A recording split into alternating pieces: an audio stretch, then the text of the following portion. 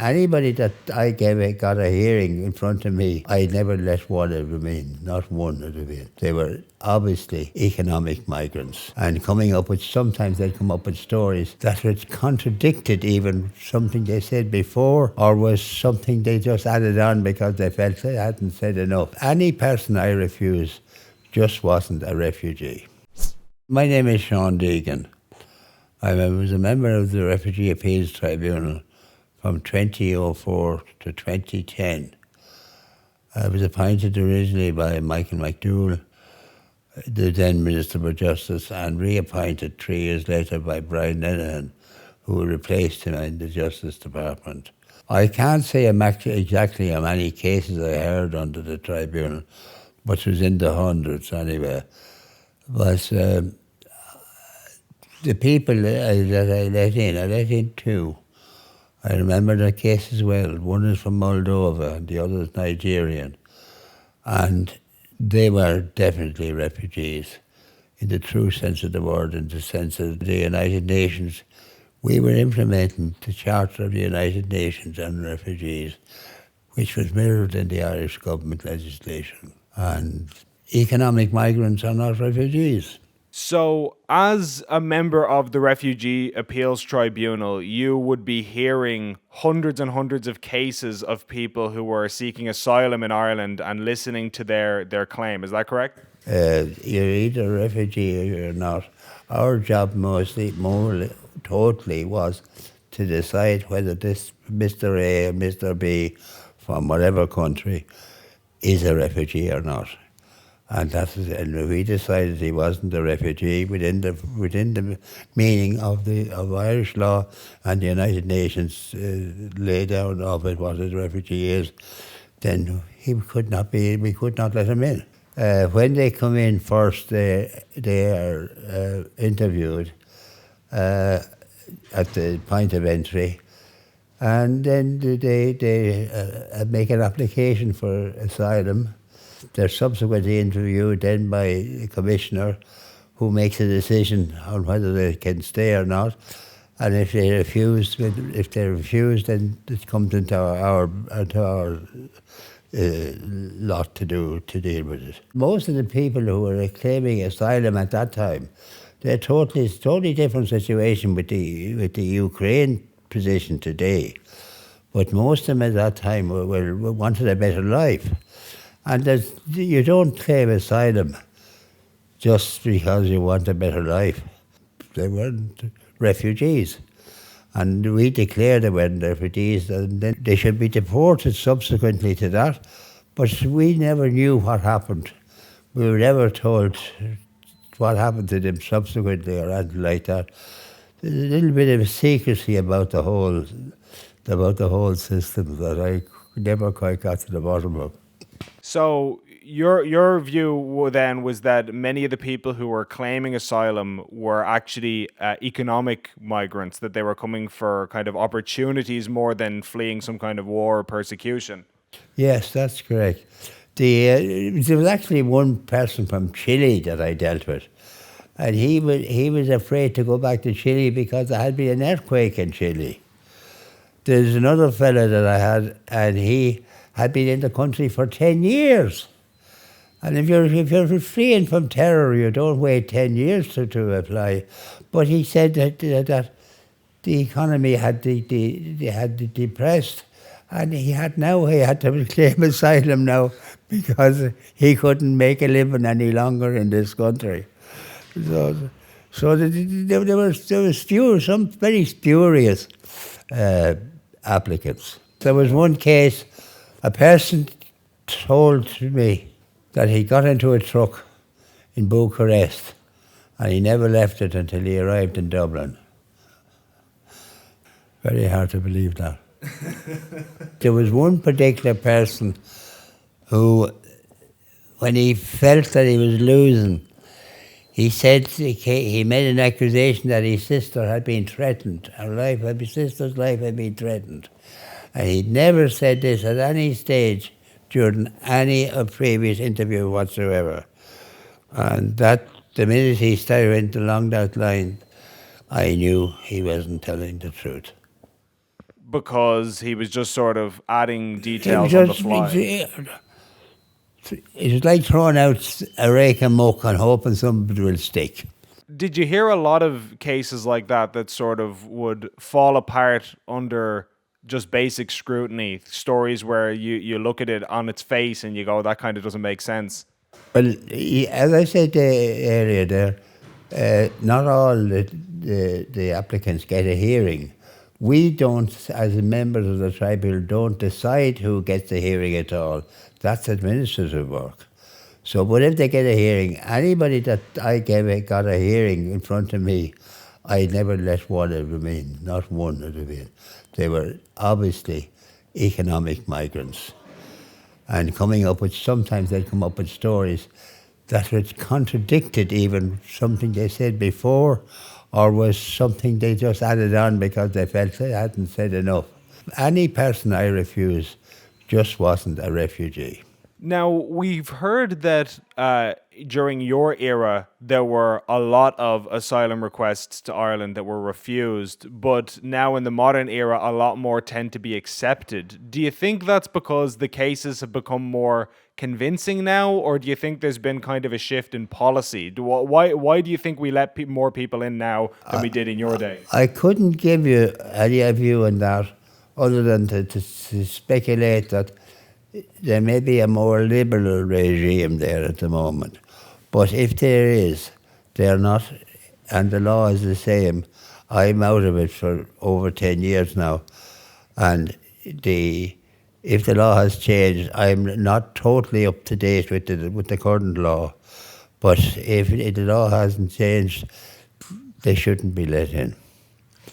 An economic migrant is not a refugee. Now we're hearing in the media a lot of stories about people showing up at airports with no travel documents or false travel documents in large numbers. And this is something that we're only now starting to really come to grips with as a country and as a justice system. Was that a big problem back in your day? It was an awful lot of them had no documents whatsoever. But we know from their colour, their ethnicity, that they were coming from. They weren't Irish, put it this way, or they weren't European. But the situation is that without documentation, you can't prove who you are. Whatever way they threw away the documentation, or whether it was taken off them, I don't know. We wouldn't know that. We just know they had no documentation. Without documentation, how can you accept their word? Because there's a good cooperation between the Irish and British authorities.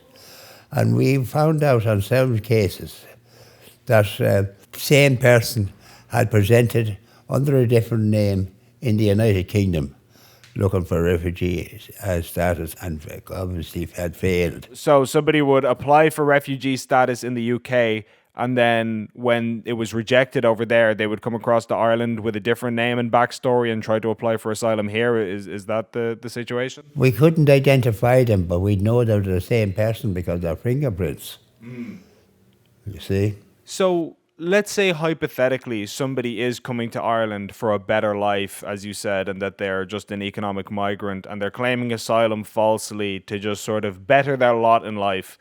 Why do you think that's a bad thing? Why should we reject somebody? I didn't say it was a bad thing. All I said was that they were not refugees. I didn't say it's a bad thing. And there should be doors open for them.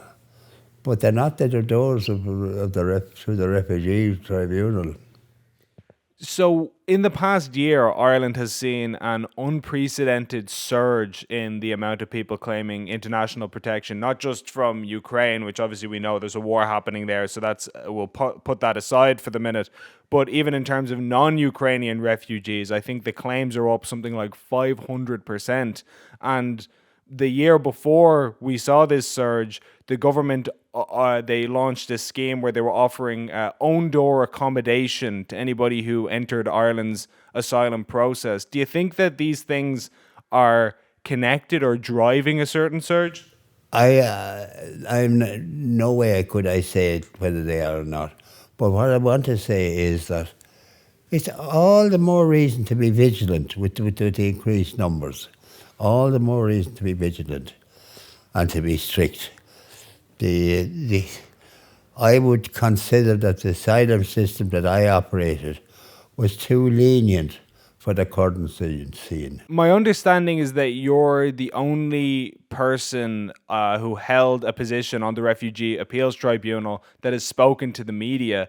And I believe you did an interview with RT Primetime back in 2015 or 2016, and you did an interview with Joe Duffy as well, and so on. And you did a short media tour during that time. But since then, we haven't seen you in the press. Has anybody reached out to you for an interview or tried to get your thoughts on everything that's happening? No, there hasn't.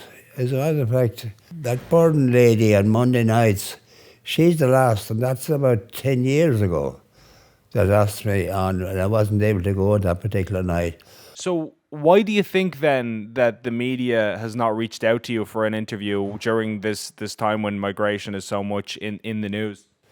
Well, you see, I wasn't a very big cog in the wheel. There was far more important people than me on the Refugee Appeals Tribunal, including previous government ministers. And none of them apparently wanted to be interviewed. I took the view that we had nothing to hide. Why should I not talk to Primetime? Why should I not talk to Joe Duffy or Ben Scallon? Because I was just merely implementing the law of the land to the best of my ability. It's not a question of being selective at all. It's laid down by the United Nations what a refugee is and who is a refugee. Irish law merely mirrors that viewpoint so that it's there clear that you're a refugee or you're not. If you're an economic migrant, you want to improve yourself, there's other means of coming into this country. You mentioned in the Primetime interview that, in your view, many of the real refugees were people who were back at home unable to take a trip with the traffickers because a lot of people spent a lot of money getting to Ireland from abroad. The majority of people that I dealt with had spent money to get to Ireland. So it was logical to assume that the people who didn't have money, you didn't get to Ireland. So that there could be real refugees at home still, and they weren't able to get out. And we were getting the people that had a few bob to spend, because at that time it was hugely, we were hugely aware, I was anyway, that people were paying money, big money.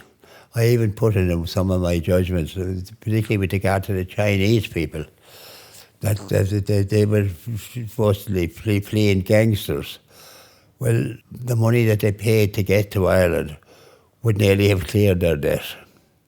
So they were spending as much or more money to get here than they owed to some criminal back in their home country. More or less, yeah. So does human trafficking then play a factor in all of this? Oh, it was, yes. A big factor.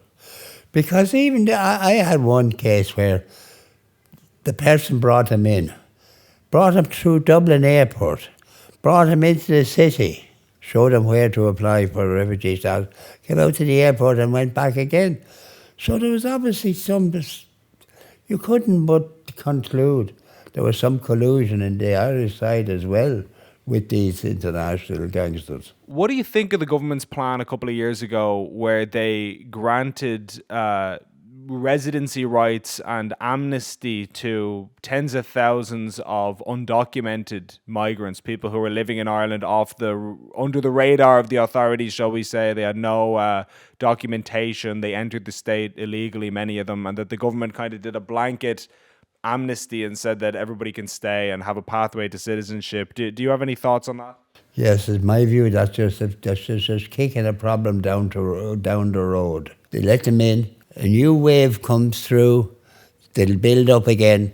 You'll have to do the same in the future. I'd love to get to the thinking of the Department of Justice or of the government thinking, but it appears that the laissez-faire attitude that go from day to day, they just didn't confront the problems in time. The Citizens' Assembly is a perfect example of passing the buck. For elected people passing on their work to unelected people, I would never support that. What do you mean the Citizens' Assembly is passing the buck? What do you mean by that? They're asking unelected people to do the work that they were elected to do. That's the essence of a Citizens' Assembly. And again, they're picked at random. They're not elected.